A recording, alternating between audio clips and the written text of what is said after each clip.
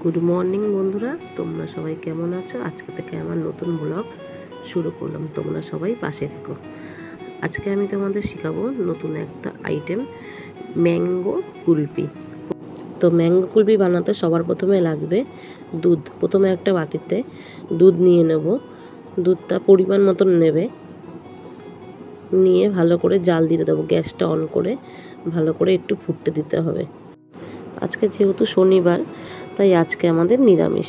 আজকে রান্না বান্নাও সকাল সকাল হয়ে গেছে। তারপর একটা বাটিতে গুঁড়ো দুধ, 2 চামচের মতন গুঁড়ো দুধ নিয়ে নেব। গুঁড়ো দুধটা নিয়ে একটা বাটির মধ্যে রেখে এদিকে যে গরম দুধটা ফুটছিল সেখান থেকে 2 হাতা মতন দুধ ওটার গুঁড়ো দুধের মধ্যে দিয়ে নেব। এদিকে তোমাদের দাদাও তাড়াতাড়ি খেয়ে দিয়ে আজকে সকাল সকাল কাজে চলে গেছে।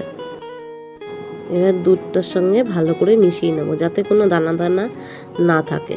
ভালো করে মিশিয়ে নিয়ে একদম ফেটিয়ে ভালো করে আবার ওই দুধটার মধ্যে ঢেলে দেব। এটা দিলে হবে কি, দুধের যে থিকনেসটা সেটা আরও গাঢ় হবে।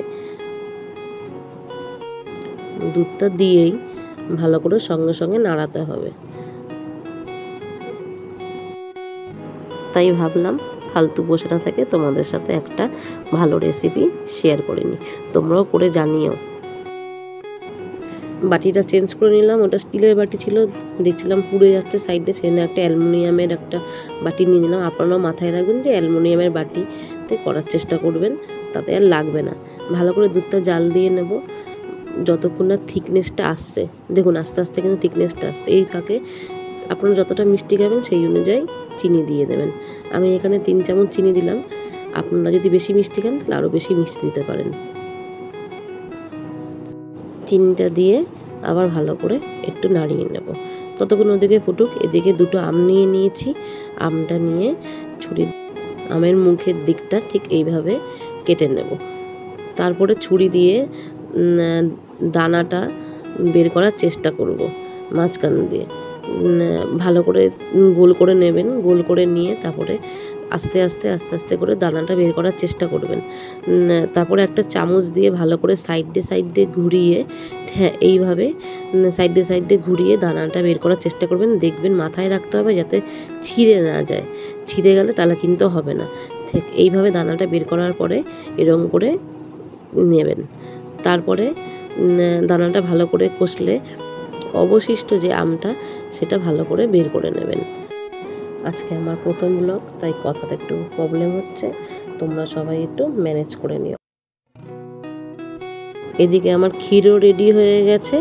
এবার আমের ওটার মধ্যে ক্ষীরগুলো দিয়ে দেব। মাথায় রাখবেন ক্ষীরটা কিন্তু ঠান্ডা করে নেবেন। ঠান্ডা করে নিয়ে তারপরে আমটার মধ্যে দিয়ে দেব। তারপরে কেটে রাখা কুচি কেটে রাখা কাজু কিশমিশ সব একসাথে ওটার উপর দিয়ে দেবো। এখনই কিন্তু লোভনীয় দেখতে হয়ে গেছে।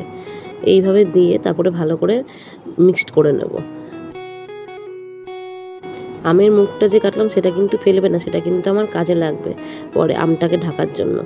এবার আমটা এরকম হয়ে গেছে, আমের ভেতরে ওইগুলো চামচ দিয়ে আস্তে আস্তে ঢেলে দেব। এখন দেখেই জিভে জল চলে আসছে। আমি মিষ্টি অতটা ভালোবাসি না, তারপরেও এটা আমার খুব ভালো লাগে।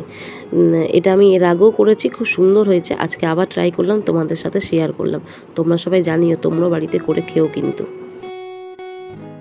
ভর্তি করে দিয়ে সেই যে আমের যে মুখটা সেটা দিয়ে আবার আমি এইভাবে ঢেকে দেব। সবশেষে আমটিকে দেখতে ঠিক এই রকম লাগবে। তারপর ফ্রিজে প্রায় ওই 18 থেকে 20 ঘন্টা মতন আমটিকে আমার ফ্রিজের মধ্যে রাখতে হবে, যতক্ষণ না বরফ হচ্ছে। এভাবে রেখে দিয়ে ফ্রিজের পাওয়ারটাকে একদম হাই করে দিতে হবে। আবার কালকে দেখা হবে।